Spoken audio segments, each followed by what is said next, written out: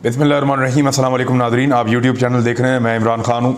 एक इमरान खान साहब ने इंटरव्यू दिया समी इब्राहिम साहब को, और उस इंटरव्यू का एक हिस्सा है जिसके ऊपर मैं ये वीडियो रिकॉर्ड कर रहा हूँ सुबह फजर से पहले, और सारी रात इसके ऊपर बहुत ले दे हुई है, बहुत शोर मचाया गया है।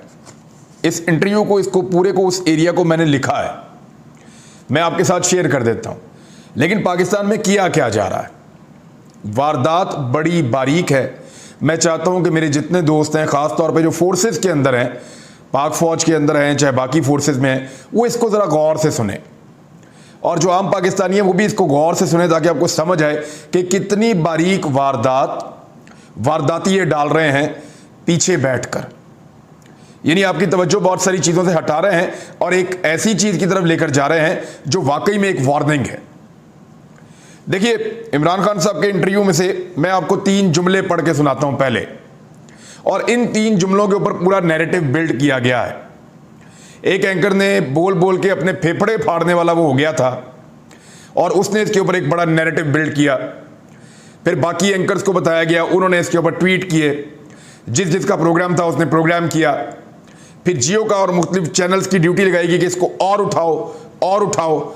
फिर इसके पीछे जो लोग हैं, जिनके फ़ोन आते हैं, उनके फ़ोन आ रहे थे, उनका दबाव आ रहा था। तारिक मतीन साहब ने भी, उनको भी कुछ दोस्त ने बताया, मुझे भी एक दोस्त ने बताया कि हमें प्रेशर आया है कि आप इस चीज़ को जितना मैक्सिमम हो सकता है चलाइए।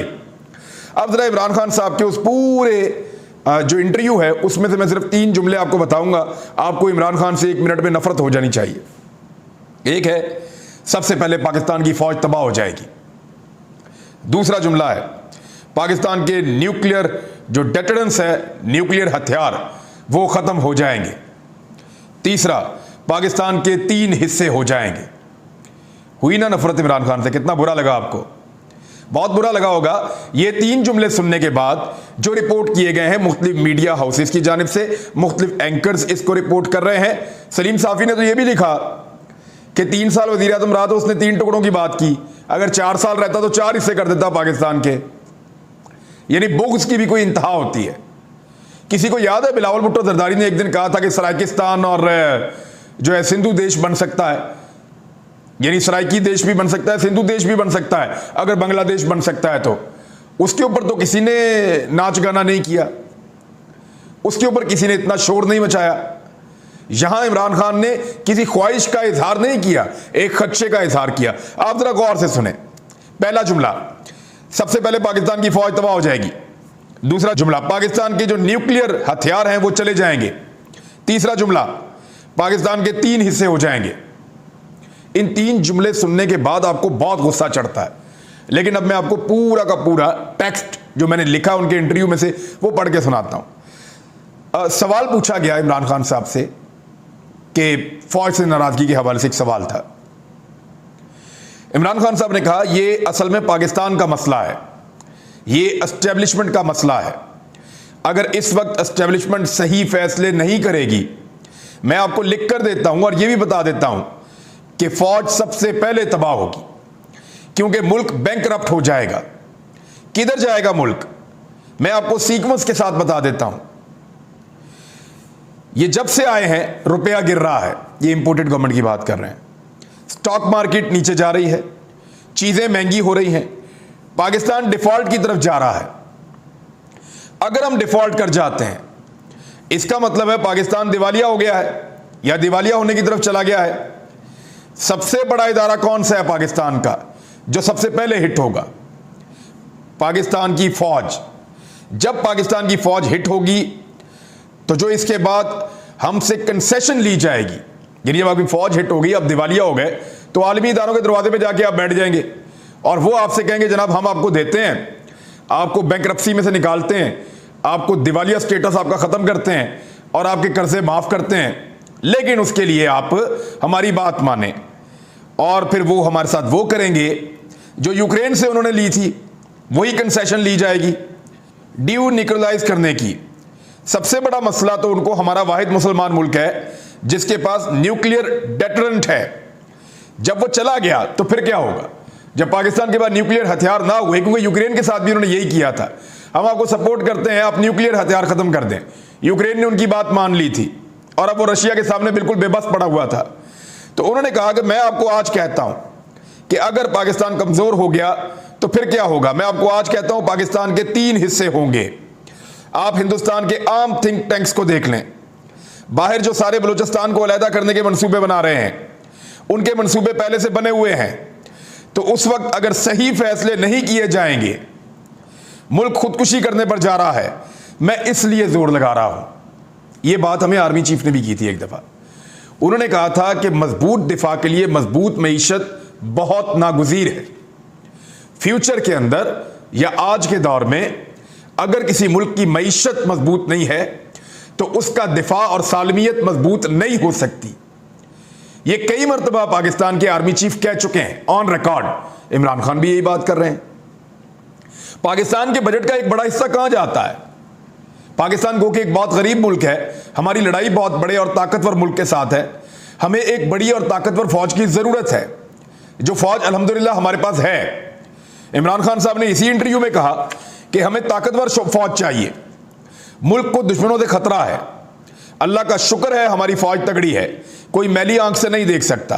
पाकिस्तान इस वक्त फैसला कुन मरहले पर खड़ा है, दुरुस्त फैसले ना किए तो सालमियत को खतरा हो सकता है। ऐसे इमरान खान साहब ने यह बात की है। अब एक तरफ ये पूरी की पूरी बात रखते हैं, जो बात आर्मी चीफ भी करते रहे हैं, यानी इमरान खान ने पाकिस्तान के 3 हिस्से होने की ख्वाहिश नहीं की, उन्होंने खदशे का इजहार किया है।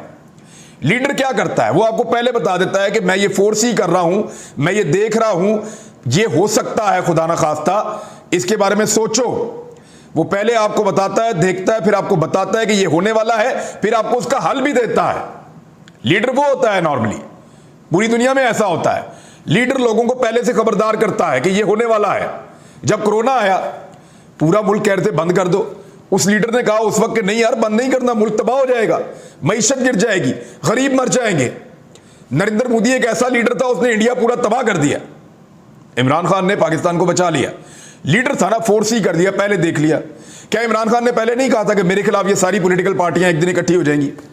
कोई एक भी बंदा, एक भी साफी नहीं मानता था, ये पार्टियां खुद नहीं मानती थी, और आपने देखा ये सारे इकट्ठे हो गए। तो उसने आज तक जो जो कहा वो ठीक साबित हुआ।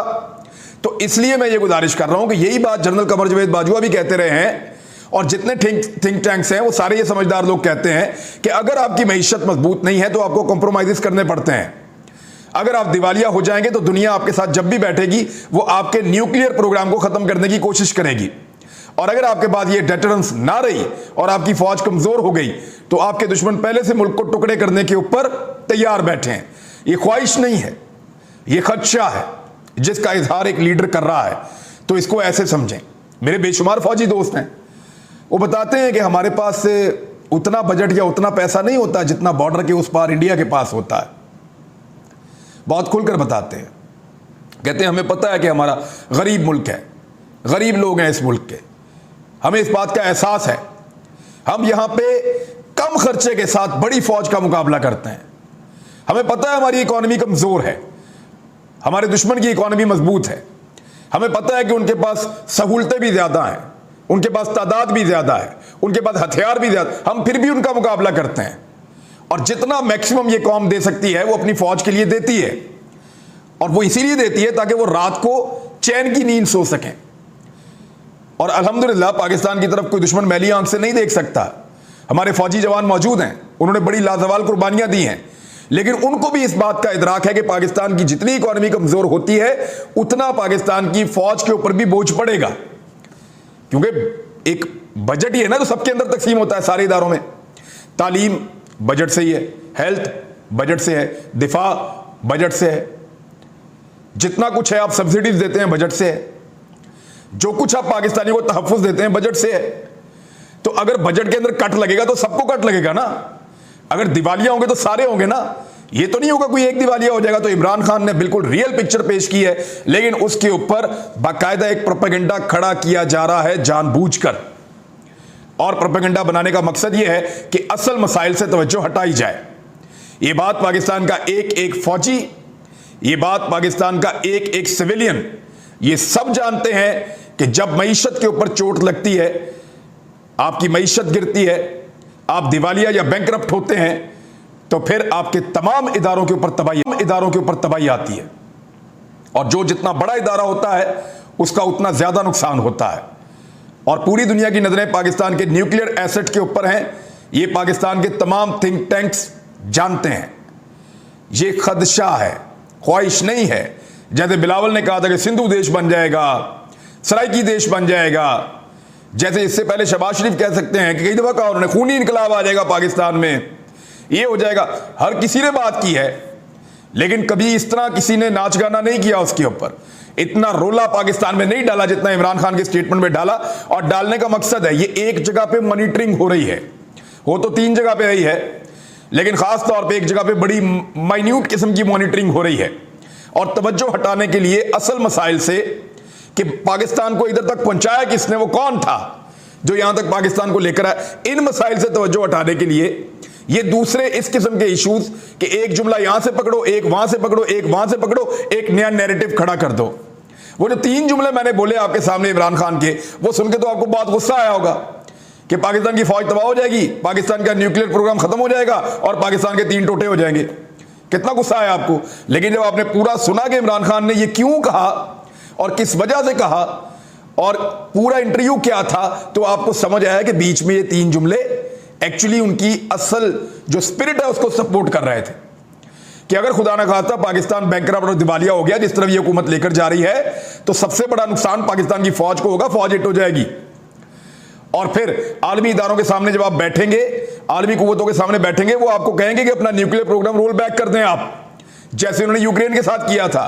और वो चाहते हैं, बार बार पाकिस्तान के न्यूक्लियर प्रोग्राम पे उंगली उठाते हैं। इसकी रिपोर्टें पूरी दुनिया के अंदर मौजूद हैं।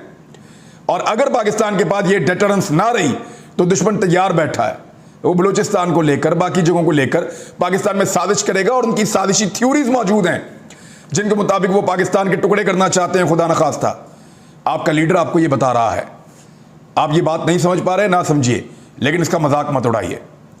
अब जो बात जिसके ऊपर मजाक उड़ना चाहिए था वो तो आप सुने। अगर इस तरह का स्टेटमेंट कहीं इमरान खान के किसी वजीर ने दिया होता तो मीडिया ने चीख चीख कर अपने पेट फाड़ लेने थे, अपने गले फाड़ लेने थे, अपने फेफड़े तबाह कर लेने थे, चीख चीख कर। स्टेटमेंट सुने आप, मिफ्ता इस्माइल, पेट्रोल और डीजल ज्यादातर अमीर अफराद इस्तेमाल करते हैं। वो किसान के ट्रैक्टर में क्या डलता है? पानी डलता है। वो जो ट्यूबवेल जिससे वो फसलों को पानी लगाता है उसमें क्या डलता है? पानी डलता है। भाई उसमें डीजल डलता है। तमाम ट्रैक्टर्स डीजल से चलते हैं, तमाम ज़राई आलात डीजल से चलते हैं, तमाम जितने ट्यूबवेल्स हैं वो सारे डीजल से चलते हैं जहां बिजली अवेलेबल नहीं है।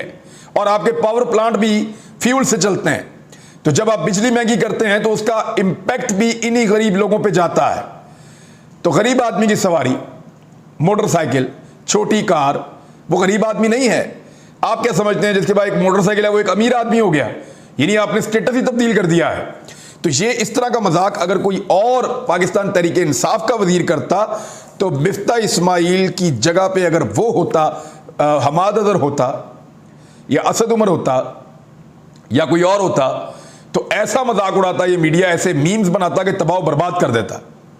लेकिन यहां इन्होंने कहा बड़े आराम से कि पेट्रोल और डीजल ज्यादातर अमीर अफराद इस्तेमाल करते हैं।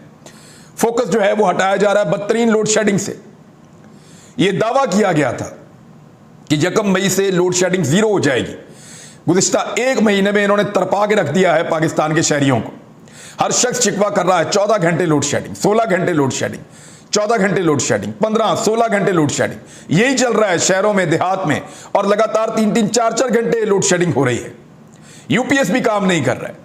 और इवन जो बहुत करीबी लोग हैं पीएमएलएन के या पीडीएम के, वो खुद शिकवे कर रहे हैं कि तबाह हो गए, हम बर्बाद हो गए। इस हुकूमत की नाअहली हमें भुगतनी पड़ रही है। एक 3 और एतराफ़ किए हैं मिफ्ता इस्माइल ने, ज़रा वो भी आप सुन लें।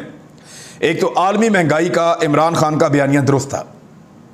भाई अगर इमरान खान कह रहा था कि आलमी सतह पे महंगाई है इसलिए पाकिस्तान में महंगाई हो रही है, अब आप ये बात तस्लीम कर रहे हैं, तो उस दौर में इमरान खान के खिलाफ महंगाई मुकाओ मार्च लाने का क्या फ़ायदा था? फिर तहरीक अदम एतमाद भी आप इसलिए लाए थे कि महंगाई ख़त्म होगी, और इमरान खान नहीं ख़त्म कर पा रहे। तो अब आप आ गए हैं, महंगाई आपने दुगनी कर दी है। यानी पिछले कोरोना का जो पहला महीना था ना, जनवरी 2020, जब बहुत बुरे हालात हो गए थे, उस वक्त भी ऐसी महंगाई नहीं थी जैसी महंगाई इन्होंने अब कर दी है। और बदतरीन महंगाई है पिछले चंद सालों की, और आलमी सतह पर वाकई महंगाई हो रही है, ये भी तस्लीम किया उन्होंने। और ये भी कहा कि जो ग्रोथ रेट इमरान खान के दौर में था उसको मानते हैं और उस बहस में नहीं जाना चाहते। ये है मिफ्ता इस्माइल का स्टेटमेंट, और ये वो कह रहे हैं। कितनी बदकिस्मती है कि जिन बहानों से ये हुकूमत में आए उन तमाम चीज़ों को पहले से ज़्यादा तबाह कर दिया, और जिन चीज़ों के लिए इन्होंने कोई बात नहीं की थी उन्हीं पे काम कर रहे हैं। अपने केसेस, अपने सैर सपाटे, अपनी अय्याशियाँ, अपना पैसे का बेदरेग इस्तेमाल। अरबों रुपया तो इन्होंने खर्च कर दिया है, करोड़ों रुपया इश्तिहारों के अंदर आते ही गरीब कौम का पैसा, और इश्तिहार में दे के बताते क्या है कि खजाना खाली है। और खजाना खाली है तो ये इतने इश्तिहारात आप कहाँ से दे रहे हैं? लूट मार का पैसा है, ऐसा लगता है। तो इस इशू के ऊपर हम इसको वाइंड अप कर लेते हैं प्रोग्राम को, क्योंकि ये बहुत ज़रूरी था, बहुत बड़ा प्रोपेगेंडा हो रहा था। इसका जवाब आना चाहिए था कि इमरान खान ने खदशात का इजहार किया, और खुदा न खास्ता अगर ये दुरुस्त साबित होते हैं तो इससे पहले पाकिस्तान के जो मुक्तदर हल्के हैं, जो ताकतवर हल्के हैं, उनको अहम फैसला लेना चाहिए। खुदा न खास्ता हमारी मईशत को एक और बड़ा झटका हमें कहीं से कहीं पहुंचा सकता है। अब तक के लिए